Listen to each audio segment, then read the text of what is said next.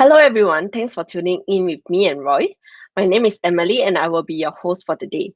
For those who are joining us for the first time today, Alephacademy is one of the pillars of Aleph as we encourage continuous and communal learning. You're invited to join us every last Friday of the month where one of our Alephians will be sharing knowledge on various topics. If you have yet to subscribe, now is the time to do so, so hit that notification bell as well. Throughout the session, if you have any questions, feel free to leave them in the live chat. If you're watching this after live, feel free to leave your comments below. Without a further ado, let me introduce you to Roy, our head of operations from Malaysia, as he uncovers his thoughts of thinking, living, and doing our everyday. Over to you, Roy. Great, thanks a lot, Emily. And wow, what a privilege, what a privilege. It's truly a privilege and an honor to be here and to share the next half an hour to an hour with you. So I really want to thank you for your time and for making time to be here with us. It's also an interesting time for all of us this month. We've just turned 15 and I count myself truly blessed to be part of this journey. And yet we have barely begun. So firstly, I would really like you to get comfortable. The next few minutes of our time and leading to how long we have is going to be about a conversation. So join me if you can. And I really just want us to have a very comfortable situation. Make sure that you're cozy and we can enjoy the presentation. I'm going to bring you through a lot of stories, a lot of data. We want to look at what is present, what is future from here. And the most important part is how do we thrive in our current situations. To start off, I want to share with you a quote. To improve is to change. To be perfect is to change often. Winston Churchill, just to that. You see, the last 12 months has been extraordinary. We've all experienced something we've never experienced before. As a generation, this is something new to us. It's completely new. And as you would know that we all had to adjust to different things. Me personally, there were so many things that happened, from events after events, from being good to going great, and suddenly being bad, and then going good again, and then terrible and bad, and it was everywhere. And for me, it was a struggle. And so I really wanted to learn and know that if I was struggling, what else would other people, what would your situation have been? So I decided to say, let's run a survey. Let's hear how other people's 12 months in the past was like, what changed. And then we're going to look into how the world changed. What lessons can we get from it? And then the next part we're going to see is, how do we go from here? What's the future like? And how do we survive? How do we thrive, not just survive? My topic of today is called Hello Again, World. So I'm going to start off by showing us what the 12 months was like to some of us. And we ran a survey to 42 participants who contributed their thoughts to us. So thank you for that. And some of the key insights and learnings are going to be shared here. So the first one that we wanted to really know was, from a lifestyle perspective, how did it change? And what changed? To our surprise, the interesting thing that came out is everybody went into a learning mode. Everyone started to take time to learn something new, especially from an online experience. And that's very different. I guess it's also not just that we all had to adapt to going online, but to take those time to enroll in courses. The questions that we had was related to Masterclass, Udemy, or Coursera, learning more things from online, reading more books, learning to cook. They all were very interesting insights. And I think one of the other things really that brought me to my attention was doing online grocery. Now, yes, we had to, but it also seemed like we continued. And that's an interesting insight. As I look next, we wanted to know, from a whole holistic change, the first and the most obvious change for us is these three key things. We step out of our house, the first thing we need to do somewhere, and wherever we go, we need to scan. We need to have a QR code. That's on the rise. I know China was there before, and they taught us everything was done online through QR codes. But for me, I've never experienced that. And now I don't think that's going to stop. And that's going to change. The second one is temperature check. Oh my. Never would I have thought I would have to scan my body or my temperature everywhere I go.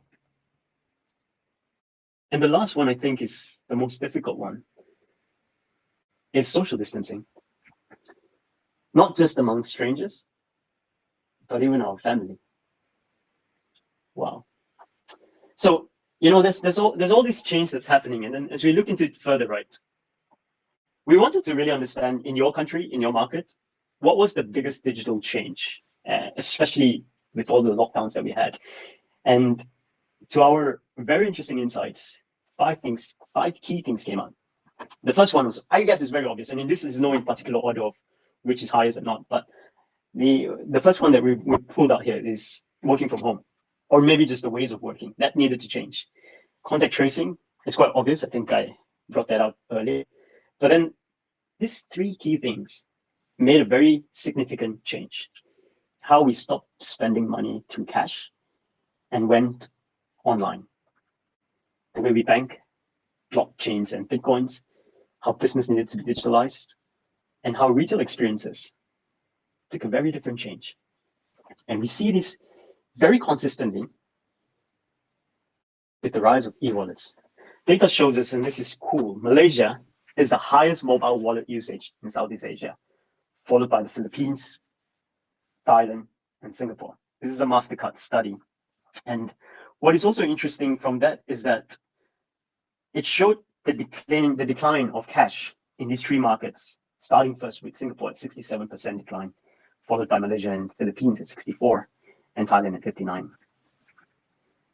We also learn one of the other things, when we know digital cash, yes, I mean digital wallets moving into e-wallets, and I really wanted to find out, what do people buy? And first of all, maybe did we actually buy anything digitally? We see the change in digital. Did we buy something digitally? And what was it that we buy? And the results shows us that out of 42 people, 57 people bought something. They bought a new digital device last year. And the biggest digital device that everyone bought, which comes to a close about 70% of our results, was mobile phones. Then you have the laptops and the headsets, and this definitely drives to how we started to adapt to our situations, like getting headphones and things like that. But mobile phones, so that got me curious, and I wondered then, with the rise of mobile phones, with new mobile devices, with what you're doing on your mobile, it also drew its conclusion that we were spending on mobile. And this next slide shows us the penetration or the share of online population in various different countries of how they spent. And most importantly, the rise of spending on mobile, with Indonesia close to 80% of its online population spending on mobile devices. And this means not buying mobile devices, but spending, using your phones to buy things. And this continued with, you look at the Southeast Asian countries, and we are right at the top above a combined worldwide data. Isn't that interesting? Isn't that powerful? Then we also wanted to know, now that we are shopping online, what do we buy? And from a worldwide stats, from a global stats, the three key industries came up, which are supermarkets, sport equipment, people were buying this online, and 7% was buying digital devices or retail tech. Of course, we see the other negative side, but that's something that we know that was going to happen with what used to be a flip, especially with tourism.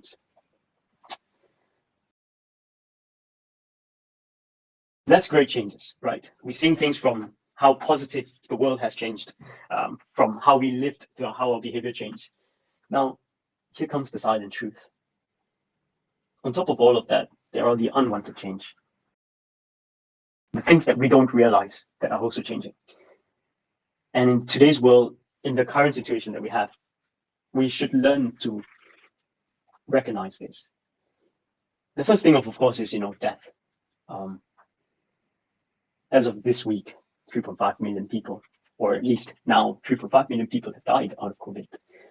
Lives perished just like that. And the rise is rising. It's continuing to grow. And if COVID was something, let me tell you something interesting. Before COVID, 86% or 86 million people, let me correct that, 86 million people in the world was suffering from depression. And from the same report, the Mercer report, predicted that that's going to rise with COVID. The Mercer report also tells us that 36% of employees working remotely experience mental health due to social isolation and economic anxiety. The sad news are how the suicide cases in Thailand, where 2.5 thousand people attributed to pandemic stress committed suicides. In Malaysia, just fresh data of last week, 85% of distress calls involved mental health issues that required emotional and counseling support. And this is today, from March last year to May 2021, from the Ministry of Health. And we also see in Singapore, 20% rise in calls towards Samaritan Singapore, which is a suicide prevention group, from January to August 2020 last year. Well, there's always the great change. There's also the unwanted change. Now, that draws us to what we are today. And what's important for us is that on top of that, I missed one more slide. We also looked at some more data about Malaysia and Philippines reaching its highest unemployment rate, never seen before. Yeah, so it's hard to digest data, right? Now, on top of that, what's reality is that there is a future. There is a way, that a path that we have to look forward to. There is the invisible side of things made visible, and we have got something to look forward to. Humanity will progress. We will definitely rise, and we will thrive out of this situation. And I want to take you through the journey of what happens from here, what could possibly happen from here, from a futuristic point of view. Remember, before COVID, before December last 2019, there was all these talks of high technology devices, drones flying cars, how AI is going to change things. So I want to show you something really, really exciting in my next section, the future. We're going to go through something called the taxonomy of technology change. And this is coming from a report by the World Economic Forum in collaboration with Deloitte, who produced a study called Technology Future, projecting the possible, navigating what's next. Now, this report was created in April 2021, so it's very new, and it's giving us all the insights. And I want to share that with you of how do we look at technology from where it started, and how do we then start to predict where it's going to go from here. As of clear as times, I guess history is an important lesson. And so these researchers, what they did was, in order for them to know what's going to go forward, is they needed to look how it started. They needed to look at a brief history and learn from it. Now, I'm going to share with you a very interesting story. In 1821, there was an England astronomer named John Herschel, who asked his very close friend named Charles Babbage, who was a smart man. He was a mathematician, a philosopher, an inventor, and also a mechanical engineer. And John asked Charles to solve a very complex rows of tables and numbers. And Charles, in this case, was growing very frustrated from some manually calculated tables that was throwing errors after errors. And so he mustered himself, I wish to God that these calculations had been executed by steam. And steam was, at that time in the 18th century, the industrial revolution of how steam was rising. And this is where ideas comes to life. And it also shows us how creativity is born and how do we progress from here. So the first analog computer was born a decade later, and it had 4 very distinct components. The first component from the bottom was called the mill, which is a calculating unit to calculate the numbers. And in today's analogy is what you call a central processing unit. And then you had the store, which was a place to place the data before it went through its processing. In today's world, that's something very close to what you are known as your memory cards or your storages. And then the reader or the printer that comes after it is where the inputs and outputs of the mechanism takes together, which in today's world is called the user interface, the UI. And so we look at time and you see this little timeline of graphs that's going through the first digital computer with how it became mainframe and how the mid-century started by command lines in a mini computer. And by the late 20th century was graphical user interface with descriptive analysis and client servers, and eventually moving into mobile devices and cloud architectures. And what's next? And what we are today seeing is virtual reality and cognitive automation in distributed platforms. It's quite an interesting insight. So now we understand where technology is and where technology can go from here, looking at time. We want to learn how to predict. So what the report taught us was something called the lines of times. And this is a framework of foresight. What it does is it takes 3 very important lines. The first line is the linear line. And the linear line in this case is to see what is close that is currently happening and what is currently changing, the close to us. You take that and you move into the exponential lines. And what this really means is that anything that has started small but has the potential to become game changers. And of course, close to it, you take the in-between by having the cyclical line.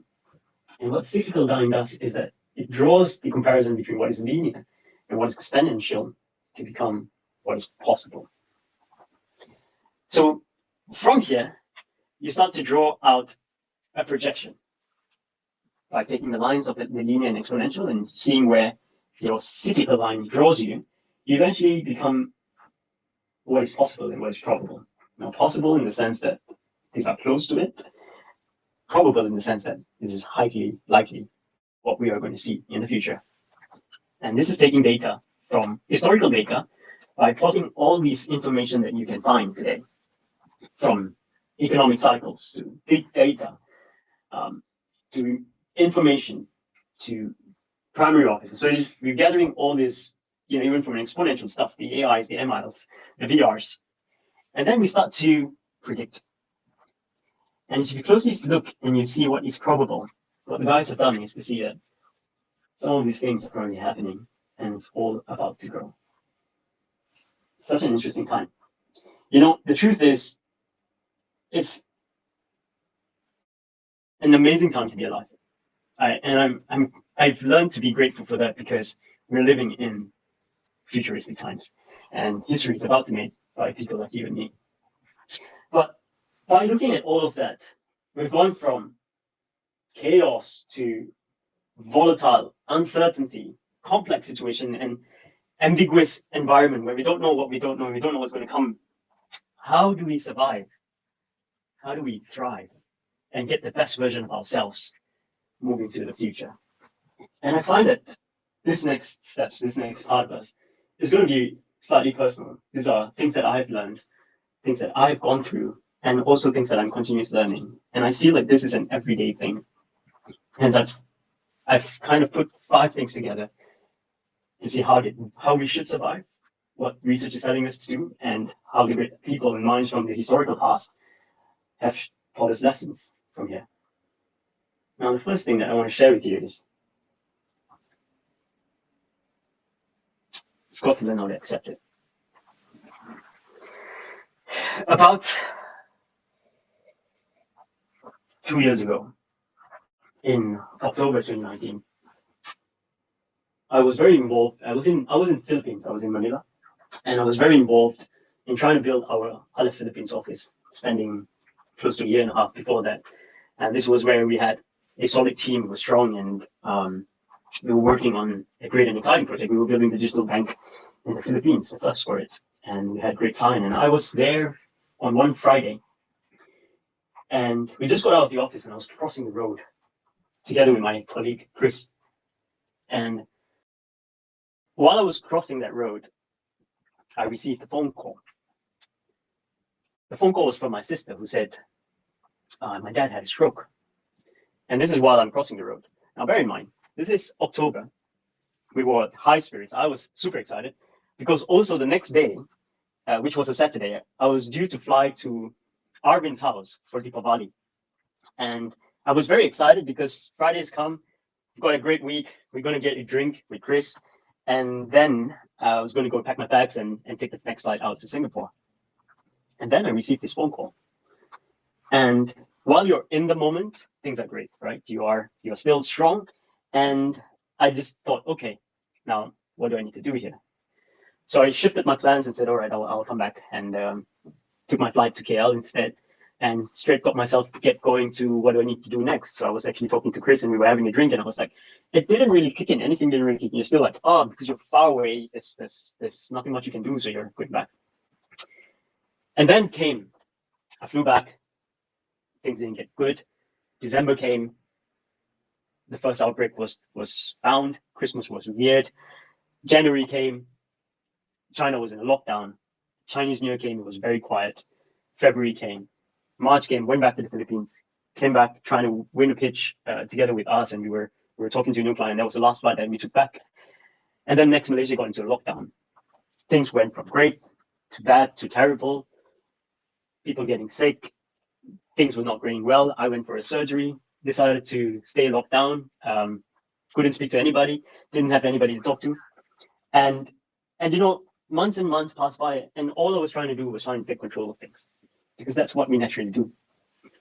And it was not until late last year, and Spotify had these sessions to help people. It was just mainly podcasts, right? And it was like meditation podcast for your day.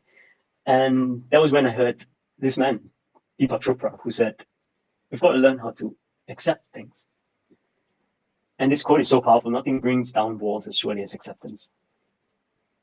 And it was a very split second. It was a split moment of when I just decided to not control it anymore and accept it. I felt a little victory inside of me, inside my spirit of, now, how do I move forward from here? So I think the biggest lesson here is that we can't control everything. And situations that we have no control, we shouldn't be fighting to try to change them. Instead, we should stop, surrender, let go, and accept it. So that was very, very important for me. The second thing that I felt was very powerful here was, how do we create a Stoic mindset? Now, I started listening to Stoicism many years ago. It actually came from a song when I was listening to a song from Mumford and Sons, and it had this word Stoic, and I was thinking, what is a Stoic? And eventually I started to grow into it, and it really teaches you something that you should learn, and all of us should try to practice this, is we need to focus on the things that is important to us. There's a quote from Epictetus, and I'm going to share it with you. He says, "Chief task in life is simply this: identify and separate matters so that I can clearly say to myself which are externals, not under my control, and which have to do with the choices I actually control." So doing this means, if you take an exercise, you can spend some time in your journaling or in your time, maybe tonight, and focus on what's important for you. And from that, look at what you can control. And then do those things. Just eliminate everything outside of it that you don't have control over. And less worry about yourself. Less worry.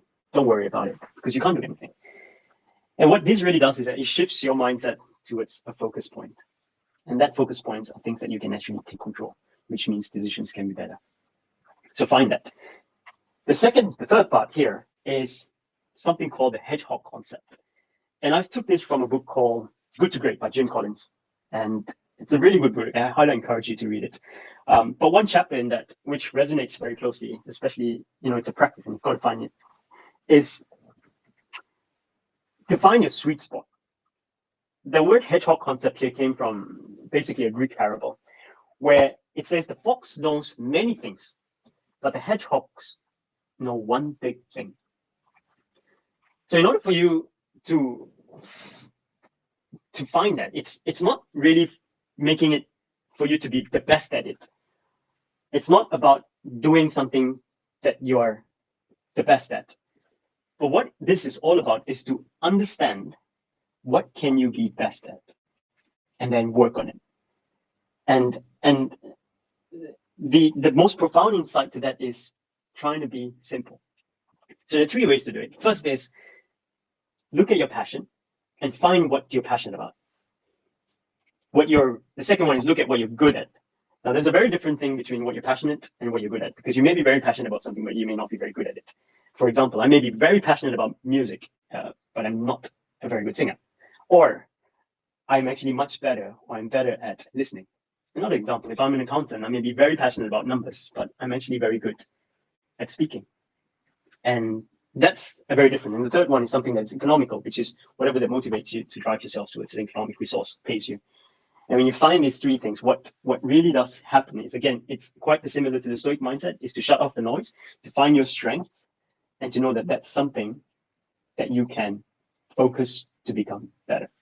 And the more you think about it, the more you practice what your hedgehog concept, what your sweet spot is, you start to think that you start doing things meaningful, things that makes you happy. And what I would leave behind is do something that gives, something that will impact other people. There's no greater joy than to see someone else succeed. And that's always a blessing. Now, the third thing, sorry, I'm losing my numbers. The fourth thing is to think like a scientist. This is a really great story. I'm going to share it with you, but first I need to take a drink.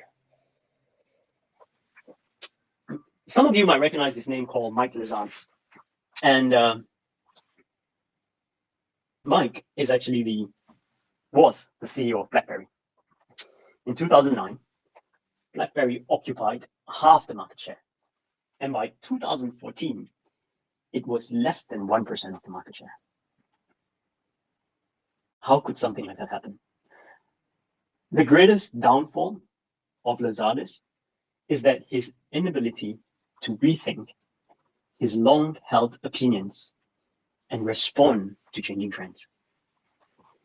I think not just about opinions, but sometimes we all hold on to things that we really believe in, things that we just have no two ways about. And the danger of that is that situations changes, and it's important for us to be able to test those mindsets. Now, together with the story of BlackBerry, in 1997, his top engineer came to him and said, we should invent the web browser. And Lazarus was very adamant to himself to say, no, this is an email device. Let's stick to it. Let's keep it. And 2007, when the iPhone was released, he refused to think that people were moving into a pocket computer. He kept the keyboards and said to his team that we're not going to throw this keyboard away, we're going to keep it. And he insisted that the BlackBerry was perfect. So the big lesson here is that information is going to come along our way and situations are going to change. But what's so important here is how do we take information and rethink? Adam Grant, in his latest book called Think Again, says we should think like scientists. A scientist takes a situation and then experiments it, and he gets new information. And that new information allows him to rethink and pivot. And so he's continuously testing, but he's also continuously coming out with great ideas, leaving the bad ideas behind. So thinking like a scientist will help us move past all the things that is not necessary and improve based on what we have learned. Think like a scientist. And the last one is very special. And I feel it's probably the most powerful one after the first one. But one of the other things I didn't tell you in the beginning is that when we did our survey, when we wrote down our questions, we also wanted to know what was people's health was like. How did people react? So we asked two questions. One was, rate your mental health from a scale of 1 to 10. And tell us, how was that like in the last 12 months? And then the second question we asked was, in one word, what was the last 12 months like? And the data shows that a close 60% of us from the survey was not great. We were not at the optimum of ourselves, and we were struggling emotionally or mentally, or we were affected. And while you have the 40% that was strong and great, the only way we could justify whether this was, how do you know what's great and what's not great? And we took keywords. And the keywords that we see here helps us describe what was your 12 months like, which was also what was your month, was your mind like. Now the keywords were open. You can fill in as you can fill in one, but a few repeated keywords came up, and they related more towards the negative side. So the big lesson that I learned, and the thing that I want to leave you behind is my last point. We need to show intentional love. I chose the word intentional because we're all very good at asking people, how are you? But do we actually really answer the way we do, or do we actually ask the way we do? And very often we don't really intentionally check on someone or intentionally buy or treat someone something. And that makes a big difference. So we've got to learn, especially in this time, and more important than this time, is that people are vulnerable, people are struggling. We need to learn how to empathize. We tend to hide our feelings, and because of that, a lot of people don't know things. So when you're doing something and what you're doing after this from moving forward, learn to empathize. Learn to empathize with another person or your colleagues, your family members. Your family members. They may be so close, but we may not know what's going on. Using the same word, intentional, and the point is really to reach out, to go and ask someone, how are you? Or have a chat with someone, especially in this time and right now, when we're all locked down and we're all stuck in one place. Let's go and check on someone. Let's go and randomly text someone, our colleagues and our friends, and intentionally look out for them. And the third point is, I think, we're a company of gratitude. We're built on it. That's our culture. And I'm so glad we have that, because the power of gratitude and the scientific reasons behind it is enormous. But the gratitude that I really want to focus is not so much about ourselves, but maybe about others. Maybe someone needs to hear that thank you, or maybe someone would really love to know that you're grateful for them. And the power of emotions and the power of our emotional actions are so powerful that we are ready to lift someone up by just thinking and showing gratitude to them. Now, I'm coming up to the end of my slides, and I just want to recap what we have learned, what I want to bring forward. In today's time and today's world, it's more important for us to know how do we adapt, how do we change. And what I've learned is sometimes we always focus on trying to change the things around us, but maybe we just need to look inside and change us. And that affects everything else. And remember, the future is bright. The future is there, and you're part of it. And you have to look forward to it. You are part of the story, and you're creating it. And I want to leave our last topic here is with this little quote in this story. Some years ago, when Apple celebrated its anniversary, Steve Jobs wrote to the team and he said, "It's been an amazing journey so far, yet we have barely begun." Last year, Apple was 45 years old, and the current CEO, Tim Cook, took a script of those words, this quote, and he shared it with his team. But what's important is what he wrote after that. And he said, "Remember that none of us will be here for the end of the story, but it's all on us to make sure it's something worth telling." Thank you very much. I hope you enjoyed your time here. And I also hope you take the opportunity to reach out and bless someone. Hello again. Thank you.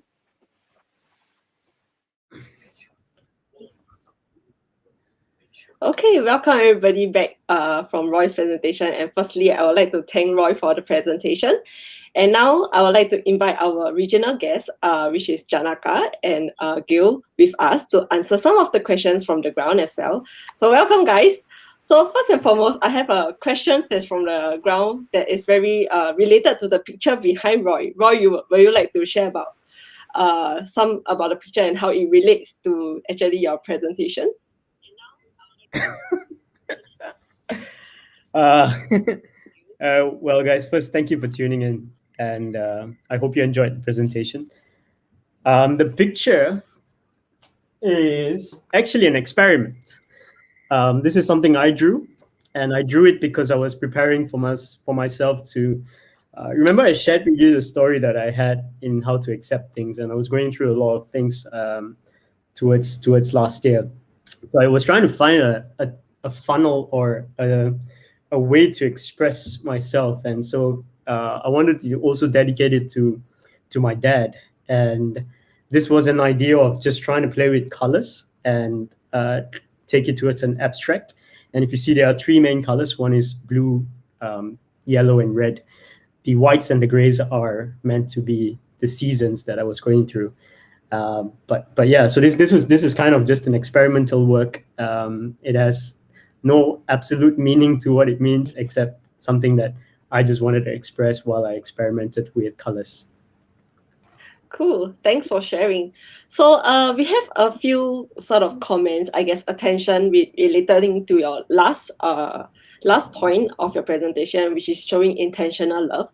So maybe I can leave it to the guests to explore and explain to me. So how in your daily life, how are you showing intentional love, be it to your family, to your fellow elephants, etc.? So maybe you can start with Gil.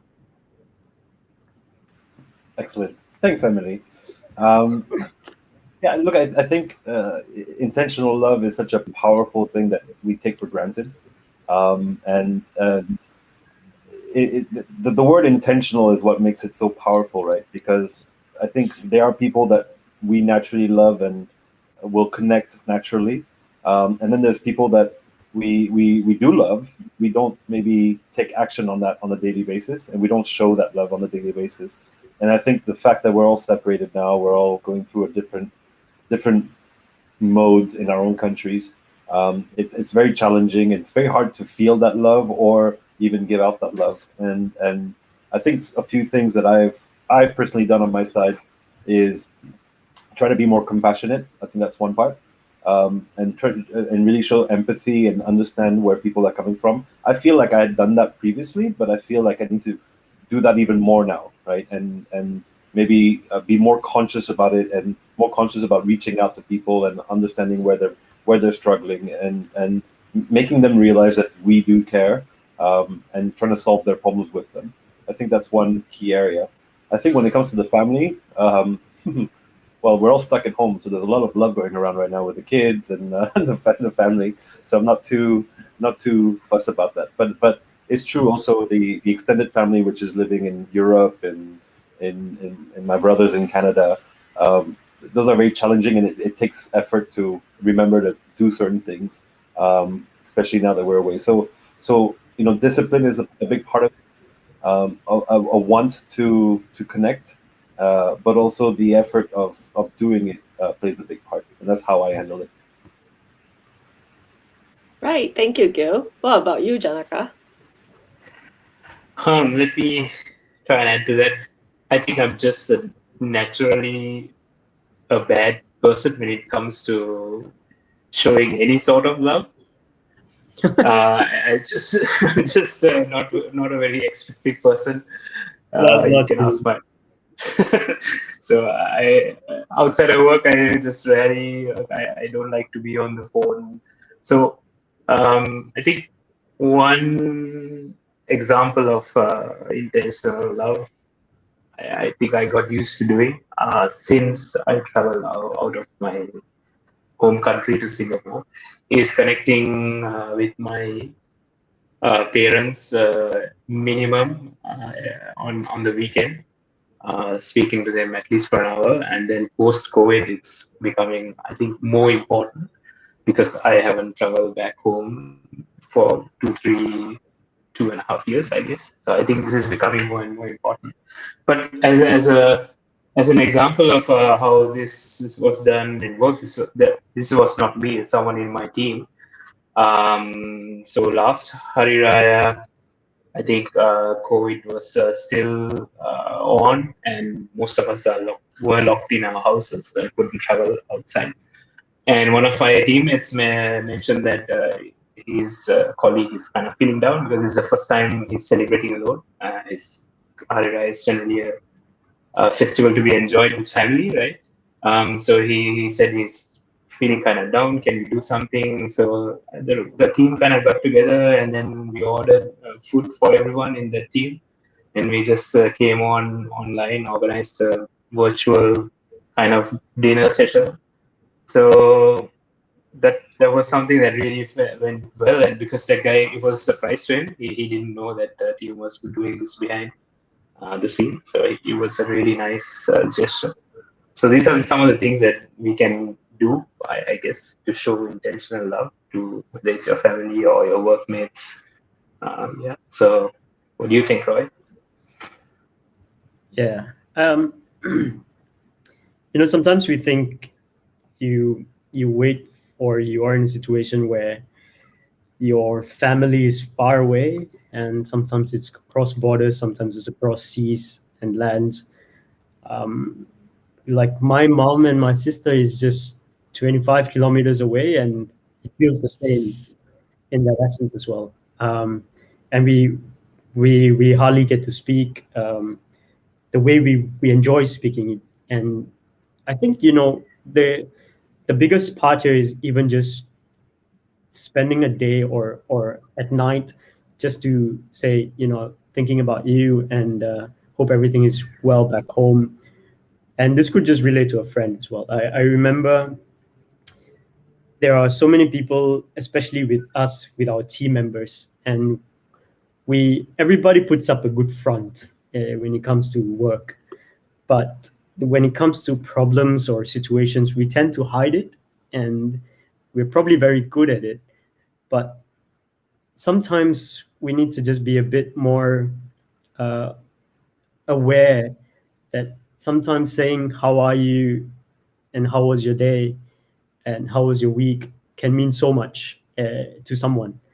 And to just give a little bit of encouragement to check that out, which I know we tend to do that, but we don't really do that in a way.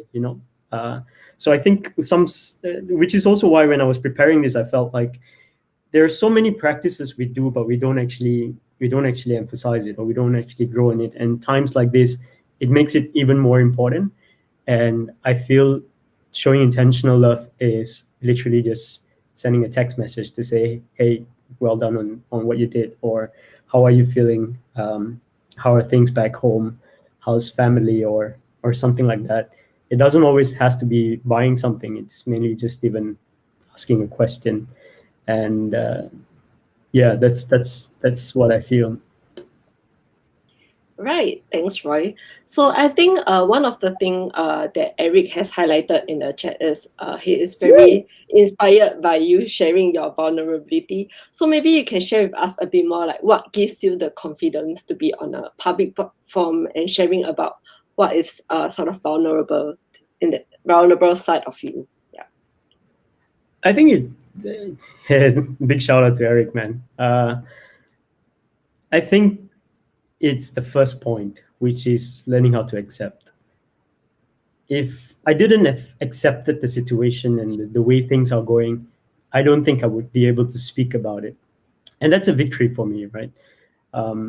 And I think it's also okay to be vulnerable. It's important to be vulnerable, because that's when your knees bend, and that's when your head comes down, and you look at perspective differently.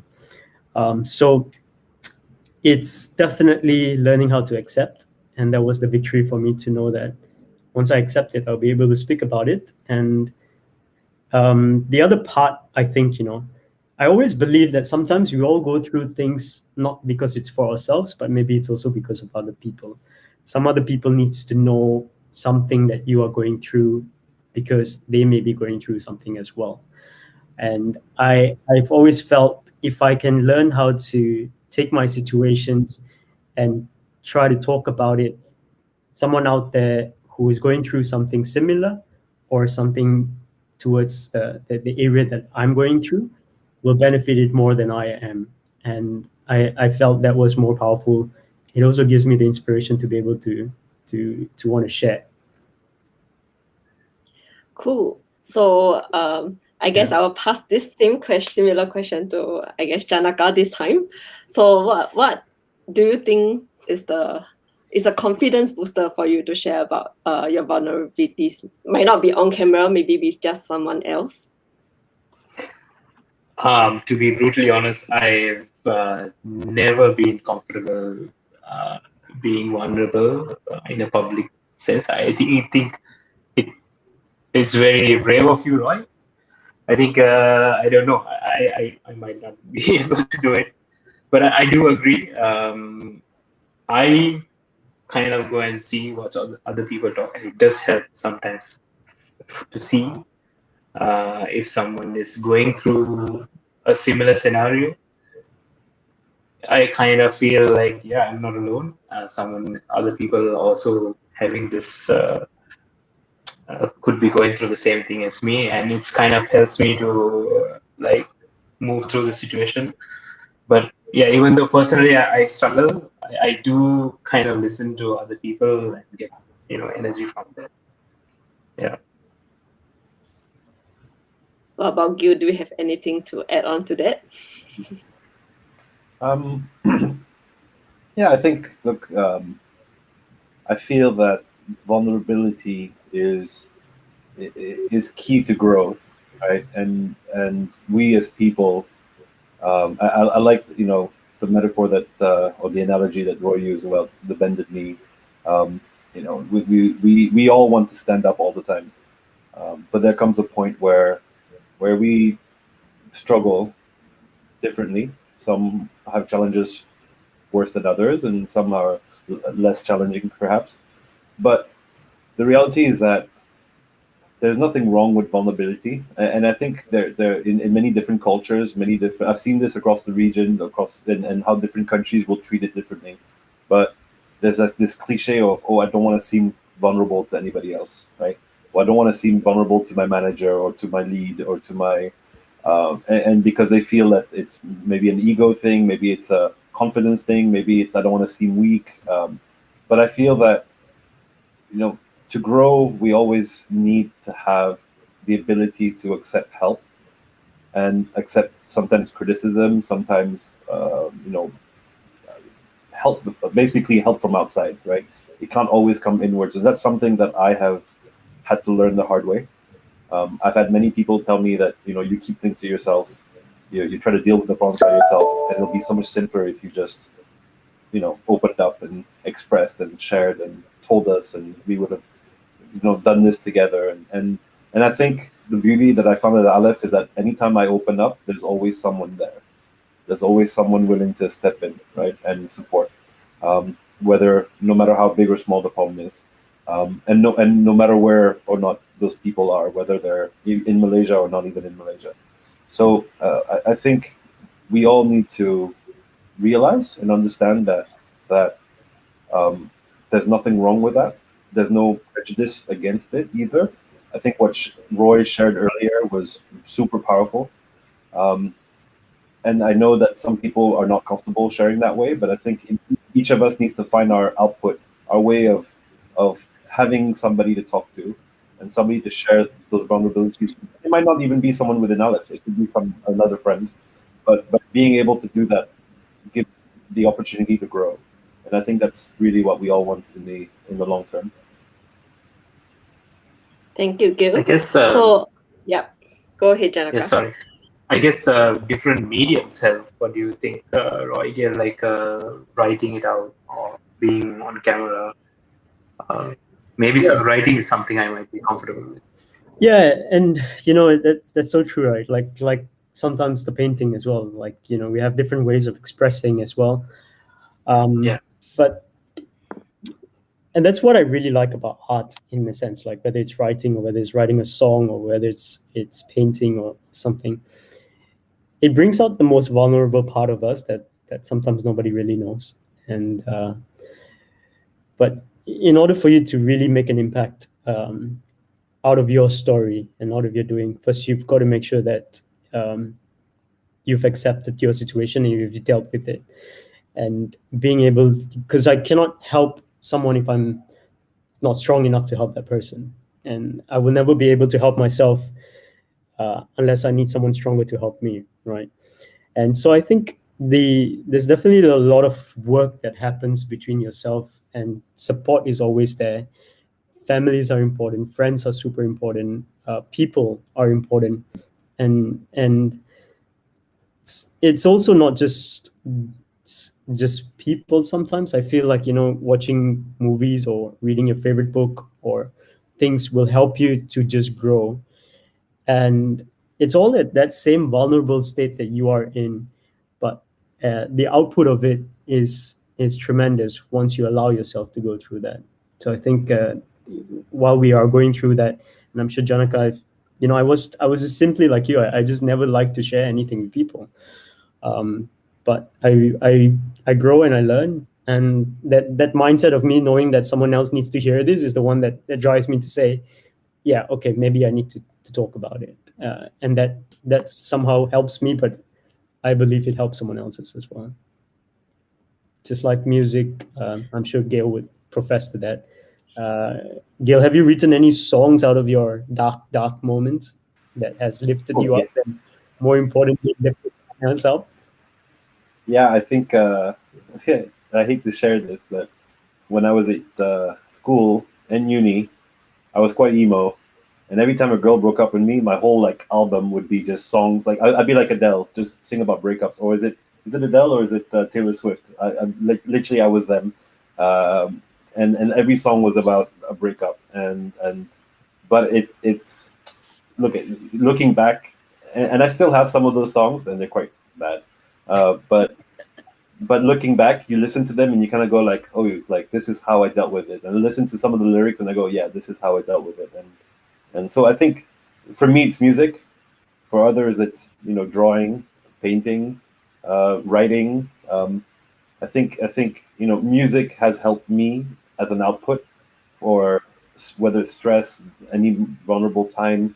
I always say this to people at work is that the band that I play with, like the moment we walk into the studio, it's like 2 hours of nothingness. Like nothing disrupts it. You forget about everything around you, and it's bliss. And you come out of there, and those problems still exist, but those problems still exist with a different light. And I think that makes a big difference. So I agree with you, and I can relate to that, Roy. Yeah. Cool. I think just to tie back to some of the comments from the floor, Sophia mentioned that she would like to thank you for sharing, because there's actually so much power in sharing your vulnerability. So like what everybody has shared earlier, I think everybody have a different medium and different skill in terms of vulnerability. So I think finding the right safe space for yourself is important in that sense.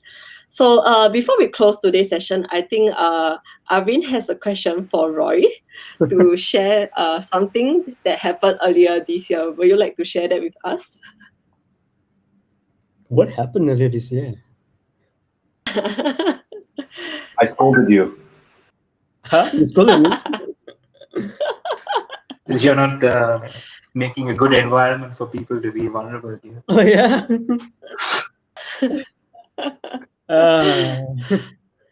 Okay, maybe you want to. Let me text Arvin. Okay, I will leave you to that. And another request from the floor is they would like to sing Gail soon. So listen to Gail to sing soon, and they would like to add that to the playlist. So please share with us those secret albums of yours, and we will add it to the playlist so we can listen that in our next hot potato. And as usual, we will make sure you have the session as we discussed earlier on. So we will keep that as a secret for everybody on the actual date. All right. So I think I got the question now. Yeah. All right. Okay. I will let you do before I do the closing. Go ahead, Roy. Yeah. Well, okay. So Gail is here at the perfect time for this. I think I've shared a lot about some of the things that I've dealt with and the situations that I've gone through. And some of the most vulnerable part is, maybe someone needs to hear this, is that I felt very, very useless and weak because I was not able to contribute given the situations that I was in. And sometimes, with the situations that you're in, it just brings you really down. And I actually decided that, I wanted to leave Aleph, and I wanted to quit my job, and I just really wanted to, because I felt I was not contributing anything anymore. I mean, I know it may sound surprising, like for me to be able to come back and then talk about all these things that we talked about, but Arvin was right, and it was one of our phone calls that we had that really drove things. And I think that's the power of what Arvin can do with you is when he picks up the phone and gives you a call. But some of the key points that I'm able to speak here and come out of my weakness or my defeat is because first that line of learning how to accept things, because I lost a family member in my life, and I was learning how to deal with that, and I was learning how to deal with the stress of work, because we were all really working hard to save people's jobs and to get people on fire as well, and to make sure that we were staying afloat. And we all worked hard. I mean, if you think about all the pitches that we were doing, and there were so many great things, great stories came out of it. But at some point, it just killed me. It killed us. So I feel it's okay that sometimes you go through these parts, and sometimes what's important is,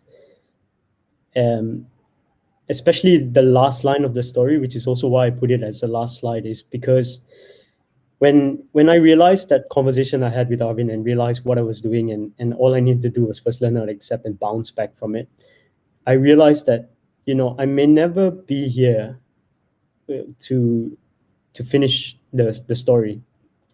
And I think if you look at how great companies have survived, is that you are not the end story, and you are part of the story, and there will be a better ending. Your job is to really make sure that you make it a good ending. And that really drove me up, and I felt I really needed to, as I was just preparing these slides, so I was just looking back at all these phases in life, and it made a difference to me to know what I needed to do, how I needed to pivot, how I needed to change my mindset, how I needed to accept things that I needed to accept, how I needed to focus on the things that I was good at, how I needed to inspire other people, and how I needed to, from the end of it, realize it was not all about me. And that's why it became more clear to me that, it's not all about you, really. And that changed. Just before you end, Emily, I think the key message that I want to drive home here, on top of all the other key messages that some of our great panels and friends have shared, as leaders, as people who's part of a team here, you're all really leaders. And the beauty of what we do is not about to lead, but really about to serve. And the key message is servant leadership. But if we all remember that, if we can just put ourselves into being a servant and learn how to give in our leadership, I think we will be able to tell a wonderful story at the end of it. All right, thank you, Roy, for the message, and obviously preparing for the presentation. I also like to thank Janaka and Gil as well, who joined us today. And also I would like to thank the people behind the screen for the academy team for preparing this session today. So to end off with the session for today, I would like to just repeat one of the quote that is chosen by Roy, and it's my favorite quote for today: is to improve is to change, to be perfect is to change often. So, but just a reminder to everybody out there not to be too caught up by change. There are always a support system you have. Just reach out whenever you need to, and as always, show your intentional love when you need to as well. And today, we'll end off with today's session.